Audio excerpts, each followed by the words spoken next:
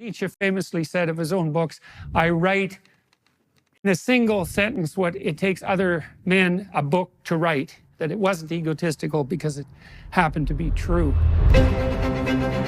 Beyond Good and Evil is a cardinal work, a prodroma to the entire intellectual and political history of the 20th century.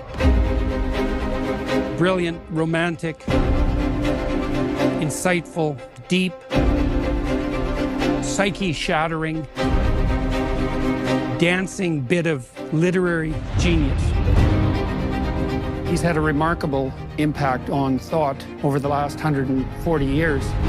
It's reasonable to say that he philosophized with a hammer because his thought is extraordinarily condensed. To read Nietzsche is daunting psychologically. He's like a motivational speaker. He's practical in a way that philosophers seldom are. Nietzschean philosophy is a call to arms. To familiarize yourself with him is to arm yourself against a sea of troubles. And since you will encounter a sea of troubles, you better pray that you're armed. And this is one way to do it.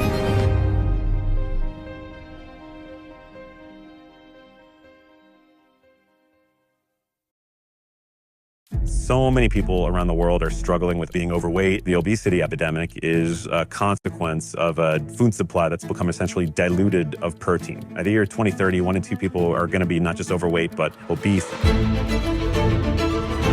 90% of what we know about Alzheimer's disease alone has been discovered only in the past 15 or so years. I actually got to co-author a clinician's textbook on the prevention of cognitive decline.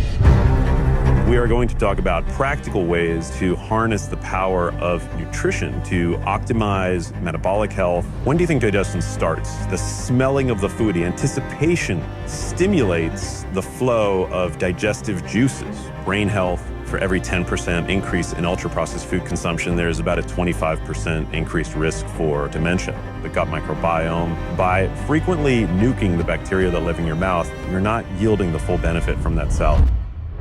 30% of the calories that we ingest via protein are actually burned off via the digestive process, the role of chronic disease prevention, the only dietary pattern that significantly modulates the neurochemistry of the brain. A thorough understanding, a deep dive of how to harness the power of nutrition to attain their health.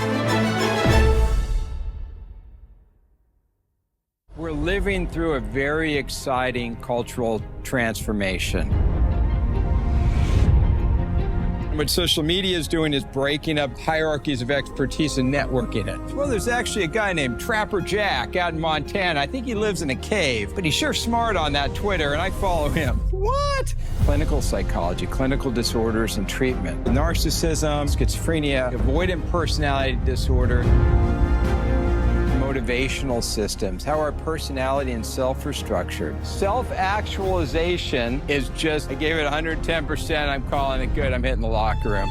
When people go out in the world and get hit by that fire hose of information, they'll be able to make sense out of it. There's a very, very strong social pressure on having shared views of reality. That woman on the airplane, that person back there is not real. We only need to be accurate enough to survive and reproduce. Cognition and perception, basically how we make sense of the world. Hey, Keith, support this war. Well, that seems like a good-looking expert. I kind of support the war. Or you look and go, well, that's some unattractive loser. I don't like them. I'm not going to support the war. The more good information that's out there, the better people are able to function in this complicated information world we live in.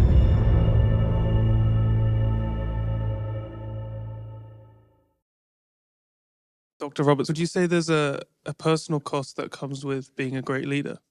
A personal cost? Well, absolutely. There's no point in pretending that a great leader is just a normal person who happens to have an unusual job. I'm going to answer a question that I was first asked in 1981. How can one person lead 100? What I try to do is to extract from the life and careers of 8 different people what we can learn about leadership.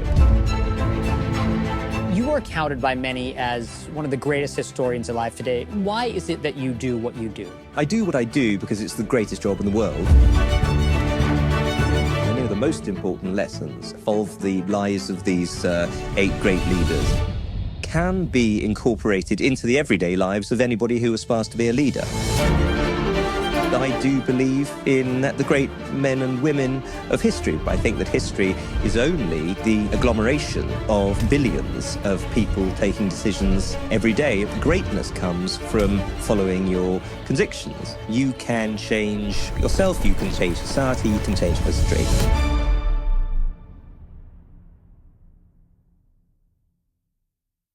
Imagine you're sitting at a table and there's a meal. All you see are just the details of everything. There was no hierarchy. We would be completely paralyzed. Without purpose, you can't even perceive objects in the world.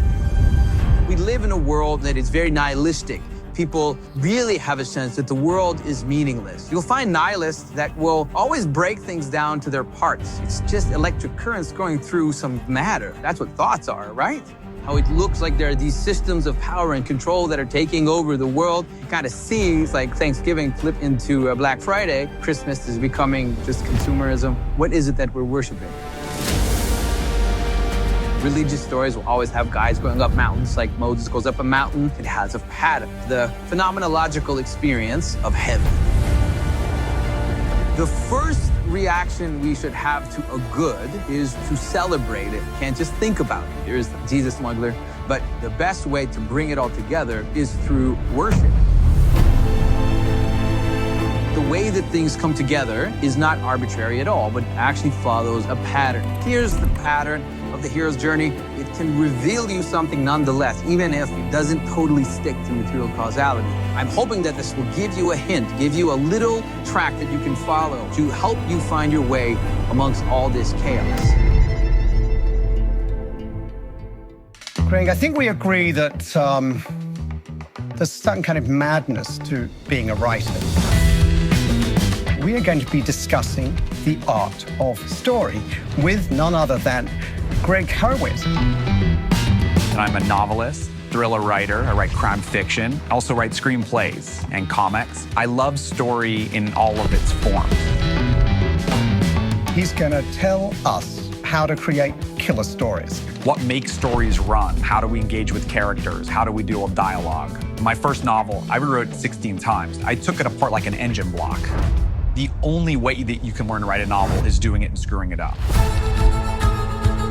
He's thinking himself more like Shakespeare, holding up the mirrors to nature. This is such an aggressive opening. So if you're asking me to compare myself to Shakespeare.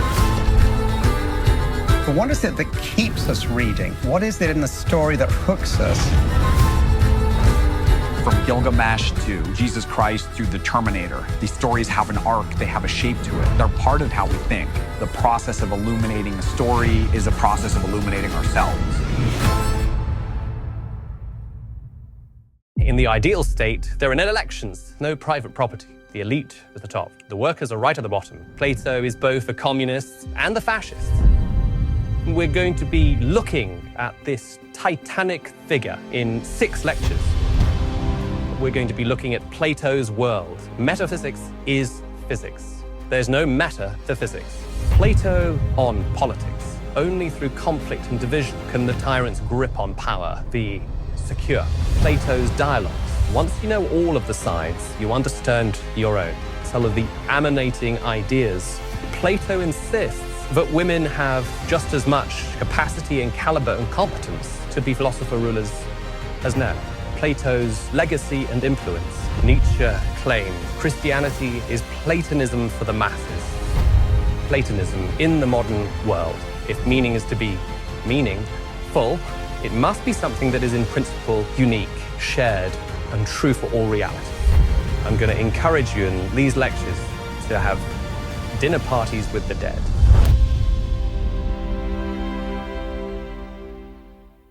You know, after having my first sleep paralysis experience as a teenager, it kind of changed the course of my life.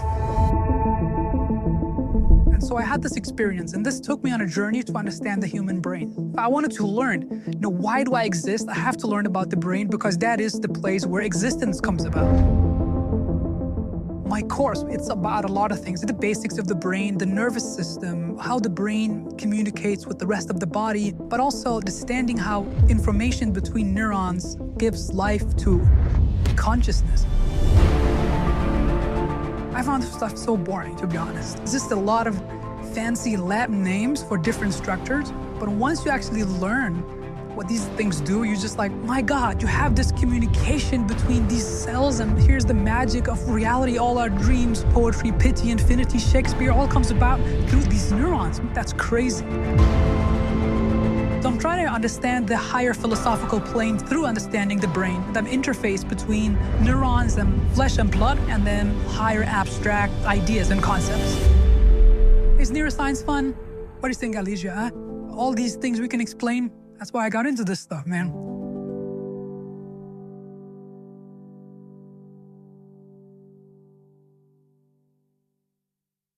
I've been working on this since my thesis. This deeply primordial meta problem that is at the core of our intelligence. How do we do it?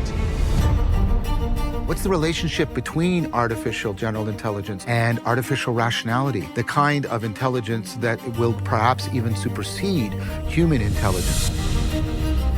Most real-world problems are ill-defined problems. Go on a successful first date. Look into her eyes, but not too much. Try to be funny, but not too much. Ask them questions, but not too many. If I succeed, they can say, I told you. And if I fail, they can say, I told you.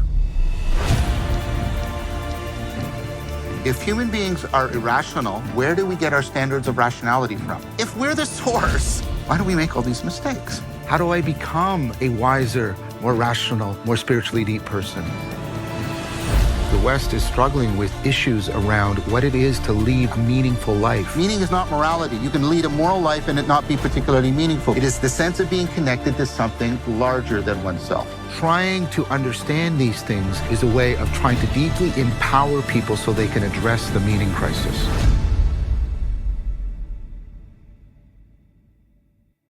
We have a nation of single moms, single men who are lonely and without purpose, children who are dad deprived. I think all of us want to understand what is happening with boys. Why are they falling so far behind girls in every single academic area? Women have women's centers and men also have men's centers. They're called prisons, centers for dad deprived boys. There doesn't need to be as much pressure on men to have to do jobs that they don't want to do in order to make more money. More U.S. military are killed by suicide in 1 year than were killed in the wars in Iraq and Afghanistan in all years combined. And yet you very rarely hear about that. There are so many challenges that are unexplored that boys are experiencing. Dad-deprived boys are far more likely to bully, far more likely to be bullied. 7 out of the 8 boys that did school shootings, dad-deprived boys. What does the future hold for boys and men? I could not be hired at any major university in the United States for saying the things you've heard in the last 2 days. That's how dangerous talking this way is.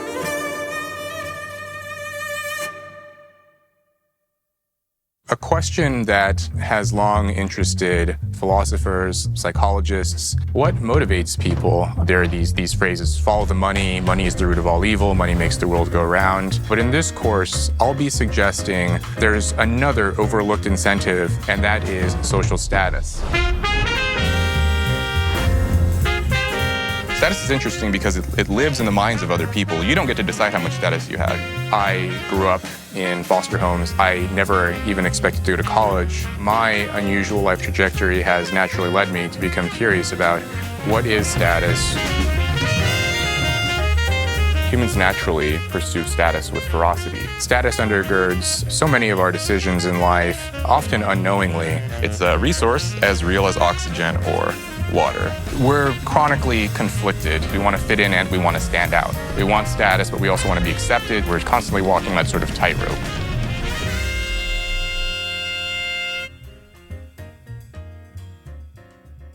I've traveled literally trillions of micrometers and billions of seconds to be here, and we are going to explore this universe together. Cosmology is the oldest science known to humanity. Since cavemen and women, people have wondered, where did everything come from? We're not going to do any alien autopsies or anything in this class, but we are going to cover a lot of fascinating questions. Where do we come from? Where are we going? What is the universe made of? How can we possibly understand the grand landscape of the cosmos? When you look back in space, you look back in time. It's amazing we've been able to do this, to study the properties of the cosmos, timescales of billions of years, size scales billions of times bigger than our own. And now the question is, can we go back to time equals 0? Can we go back to before time equals 0? And what does that even mean? I hope in this course to keep striving and asking these great questions, because without great questions, there can be no great answers. And without great answers, there can be no understanding.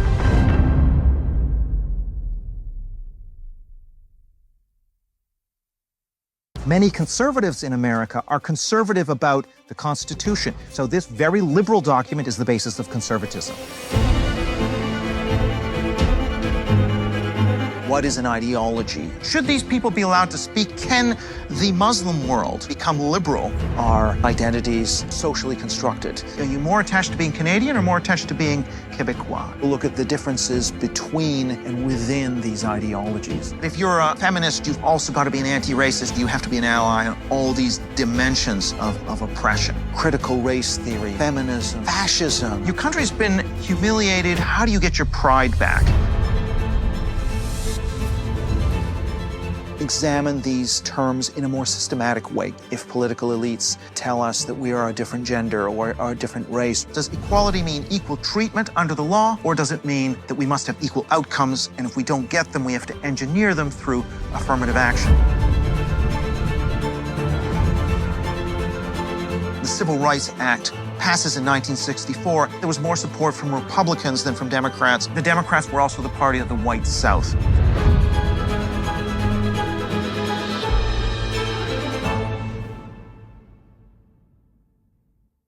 Every species is the answer to a question that we don't know.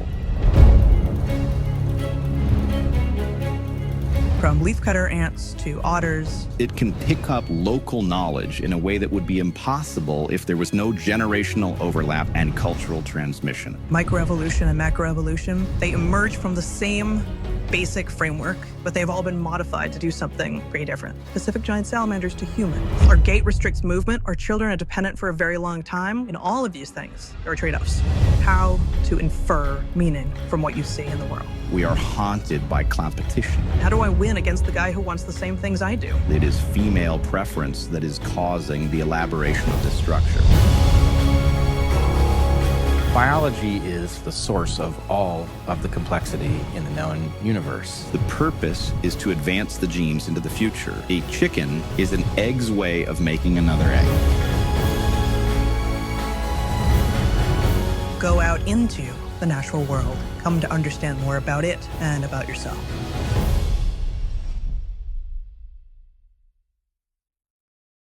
The thing that held music together and oriented it, it's fraying at the edges. You're going to hear a lot more in music. You're going to understand it more as a phenomenon. You're going to appreciate it more as an art form. And that was the beginning of Western musical composition. Perfectly symmetrical. It could be a children's song. Hard to believe that's a piano, but that's the 20th century for you. An overview of 1,000 years of Western musical history. A piece like Mahler's 8th Symphony. These were not pieces that you'd have the opportunity to hear 300 times. It was a one-time deal. Suddenly that changes. You can buy the recording. And that starts to change people's relationship to art. Take us into the realm of the transcendental. Take us into a realm beyond space and time. There's a dimension of creativity that is involuntary. I had a conversation with a composer after she's finished writing a piece. She no longer has any memory of having written it. It's like I was in a trance. This is an invitation for everybody out there who wants to deepen their appreciation of one of the central art forms of the Western world. Your life will never be the same.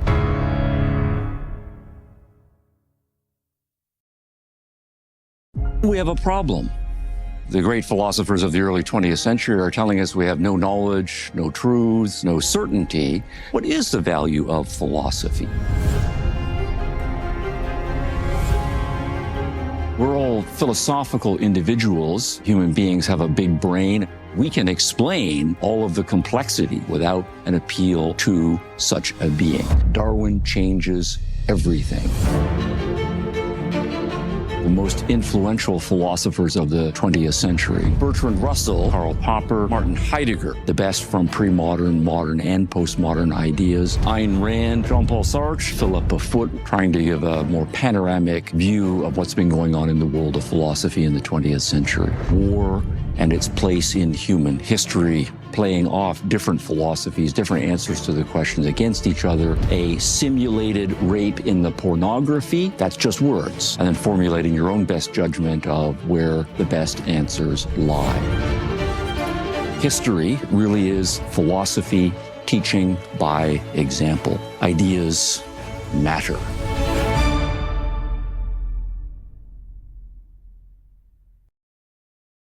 People who take this course, they may agree or disagree, but at least they'll think critically about what decolonization is and what it hopes to achieve. We are in the process of cultural revolution based on a set of false assumptions. Observe, first of all, that the decolonizers show no interest at all in non-Western empires. What's at stake is faith in the liberal West and its global dominance at a time of threat from aggressively illiberal states. I focus on British colonialism, concepts such as slavery, genocide, racism. What is racism?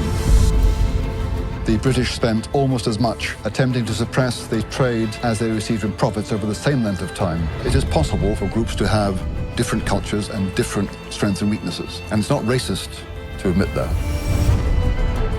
The ruler was pressing the case for Britain to compensate the Nigerians for decades of colonial oppression. The diplomat's turn to reply came. I entirely agree with you, he said, and you shall have your compensation just as soon as we get ours from the Romans.